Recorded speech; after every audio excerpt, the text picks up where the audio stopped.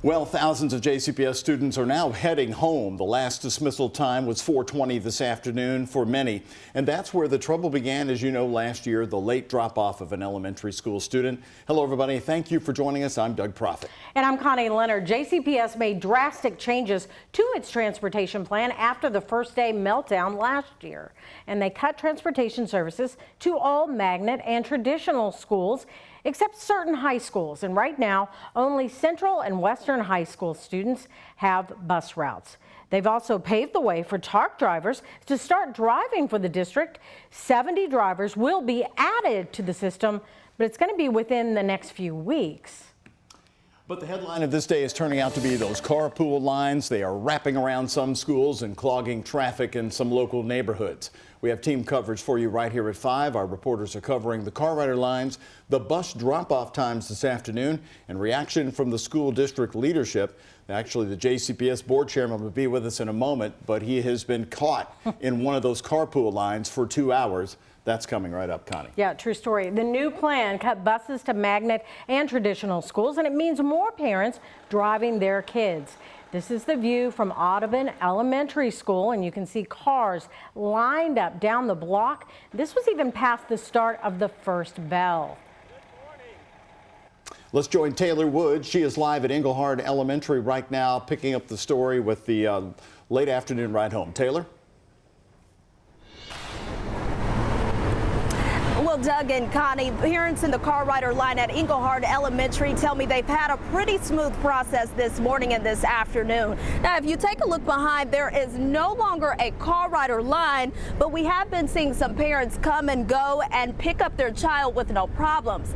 Now, just a couple minutes ago, just before 4:30 p.m., there was a line of cars waiting for dismissal. One parent I talked to tells me he drove his daughter and son to school last year with no problems, and he's counting on another smooth year for car riders. He told me he believes the help of a crossing guard is what makes the line easy for parents picking up. Take a listen to what he said about the lines today. It was really easy, yeah. What do you think made it easy? Oh, wasn't as backed up as it usually is. The traffic was flowing through real good, stuff like that.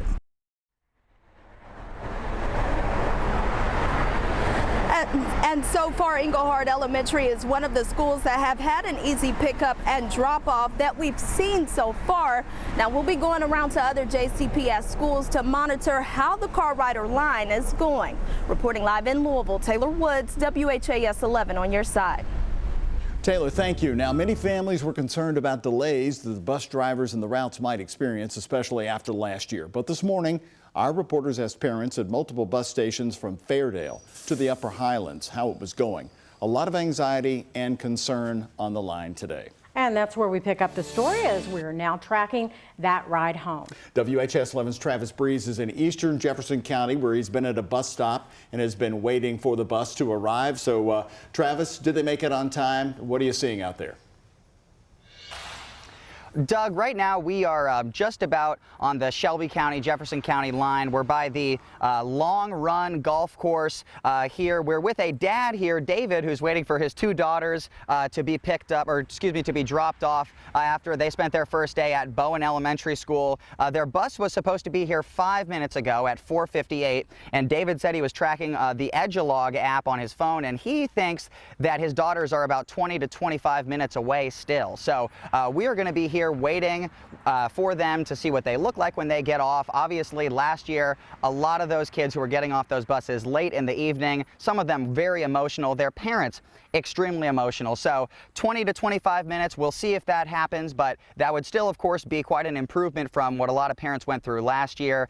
Like you guys have been saying, the district made a ton of changes this year, hoping that the transportation issues will not be nearly as bad, but they do always say to expect some delays on the first day of school. So we'll be out here for about 30, 25 more minutes to wait for his daughters to get picked up, and then tonight on the night team, we'll have a wrap up from a few different families. For now, reporting live in East Jefferson County, Travis Breeze, WHAS 11 on your side. All right, Travis, thank you. Travis taking us right down to where the focus should be today, right at the bus stops. And again, as he said, he's going to be following that all evening long. Now, Superintendent Marty Polio was at the bus compound before sunrise, where he told us on Good Morning Kentuckiana that the start went well because they had more bus drivers than routes to fill, something new to the new busing plan. Isaiah Kim Martinez and photojournalist Jessica Farley talked with Dr. Polio in the early afternoon today. So, Isaiah, how did he say that the morning rides to school went? Well, Connie, Doug, overall, the mood here was significantly different compared to last year. Marty Polio told me things overall went really well for students, saying buses for the most part were on time, though he did confirm there were some traffic backups, particularly for parents dropping off their kids this morning. And of course, we're seeing a lot of that here this evening and this afternoon.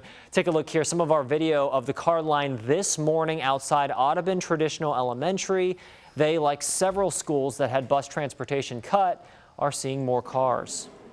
That is probably the biggest adjustments from the morning we're going to have to make is some traffic flow. Which ones saw backups from the magnet perspective? From my understanding, I think Mayo High School had the largest backup. I've heard that was very good at some of our other schools. And it's worth noting here, Polio appeared calmer earlier this afternoon compared to the very news conference on that first day back last year. Of course, the bigger test comes right now as we speak, getting kids back home as quickly as possible. All eyes, like Doug and Connie have been saying, are on that all clear time.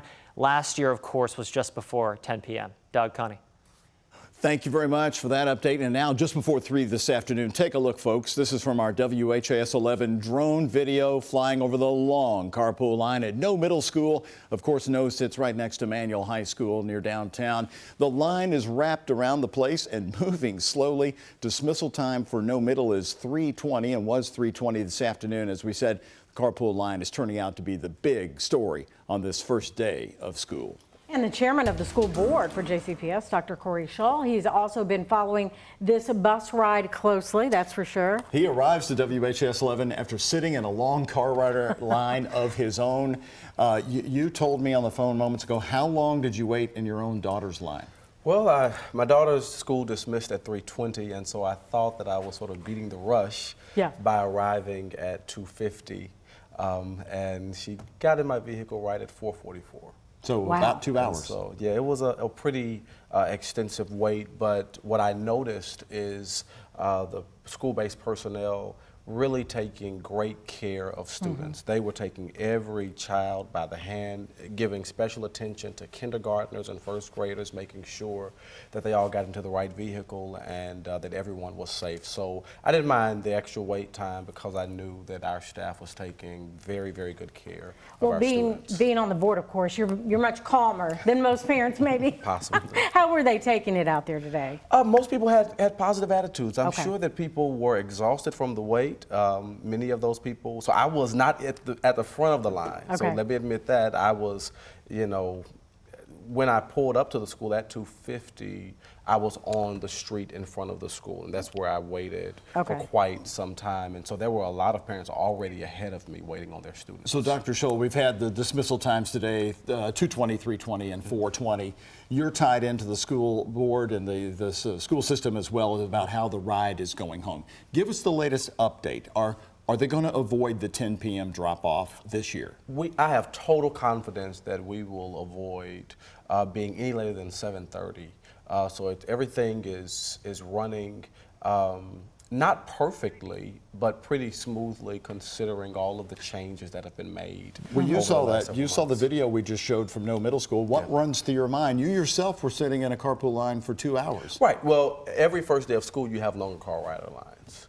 And so, you know, students are learning a new way of dismissal. For many of those students, it may have been their first time at that school. And no, of course, that's a middle school. Many of those students, it was their first time at that school. Their parents, many of them, it's the first time that they've been dropping their children off or picking their children up. And so everybody is learning a different routine. And so there has to be more time allotted for that. But with about going from 60,000 to 40,000 now on the bus, is that about right? Yes. Students. So with that many then having to be transported by car, did you all discuss, you know, carpool backups?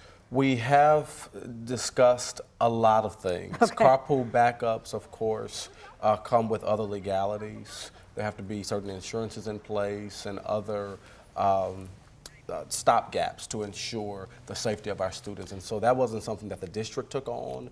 We encourage parents to do so and communities, churches and community organizations. That's something that they could do and be a part of, but that's not something that the school system has chosen to take on right now. Now, I know you know how much is riding on this first day of school. Yes, Probably the most important one I've seen around here in decades. Yeah.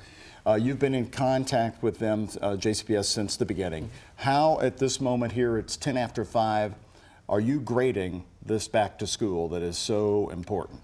I'd give it a B+.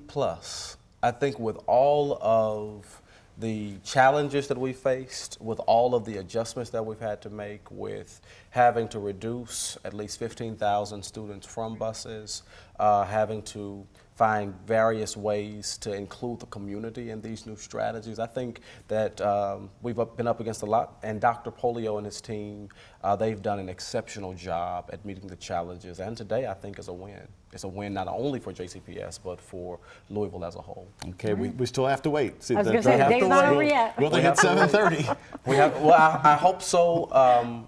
I believe that they will. I think we may even beat 7:30. Okay. I think we'll beat 7:30, and so don't hold me to it. Okay. We'll see. Thank you, Dr. Schultz, for coming in. My pleasure. I'll remind people he was the only school board member to come on the day after the transportation disaster last year, so we appreciated your transparency and honesty about what happened then. So hopefully we've got the turnaround underway as we're witnessing it. I believe we do. Thank you for letting me be with you. Thank you. For more coverage on the first day of school, we've got a lot posted for you at WHAS11.com. Connie? Well, some new information today. A Jeffersonville High School student was hit by a car trying to cross the street after school on Wednesday, but luckily they're expected to be okay. It happened on Allison Lane near Jeffersonville High and Chase Bank, and the student was crossing the street not in a crosswalk when they were hit by a car in the far right lane. That car was driven by another student who stayed and cooperated. Jeffersonville police believe the victim will make a full recovery and encourages drivers and pedestrians to obey traffic laws.